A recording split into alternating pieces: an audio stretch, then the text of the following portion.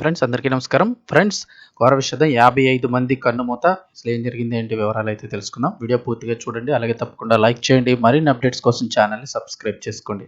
ఇక వివరాల్లోకి అయితే వెళ్ళిపోదాము. ఆఫ్ఘనిస్తాన్ ఎప్పుడు కూడా భారత్కు అభిమానిగానే ఉంటూ వస్తోంది. రీసెంట్గా భారత్ పాకిస్తాన్పై విజయం సాధించినప్పుడు ఆఫ్ఘనిస్తాన్లో వాళ్లే గెలిచినట్టుగా సంబరాలు అయితే చేసుకున్నారు.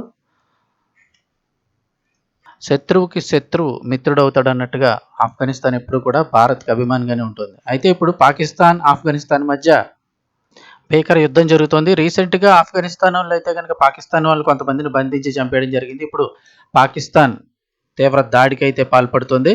ఇక రెండు దేశాల సరిహద్దుల్లో భీకర యుద్ధం జరుగుతోంది. ఇటీవల కాలంలో పాకిస్తాన్ చేసిన వైమానిక దాడులకు కౌంటర్గా మొదట ఆఫ్ఘనిస్తాన్ దాడులకు పాల్పడింది. ఈ నేపథ్యంలో ఏకంగా పాకిస్తాన్కు చెందిన 15 ఆర్మీ చెక్ పోస్టులు స్వాధీనం చేసుకున్నట్లు తాలిబాన్స్ ప్రకటన చేశారు. ఇక ఈ సంఘటనలో పాకిస్తాన్కు చెందిన 55 మంది సైనికులు మరణించారని సమాచారం అందుతోంది. ఆఫ్ఘనిస్తాన్ దాడులు చేసిన నేపథ్యంలో పాకిస్తాన్ కూడా ఇప్పుడు రివర్స్ ప్రారంభించింది. ఆపరేషన్ గజబ్-ఉల్ హక్ అనే సైనిక చర్య చేపట్టింది పాకిస్తాన్. ఇక డ్యూరాండ్ రేఖ వెంబడి ఉన్న పాకిస్తాన్ సైనిక స్థావరాలపై దాడి చేసింది ఆఫ్ఘనిస్తాన్.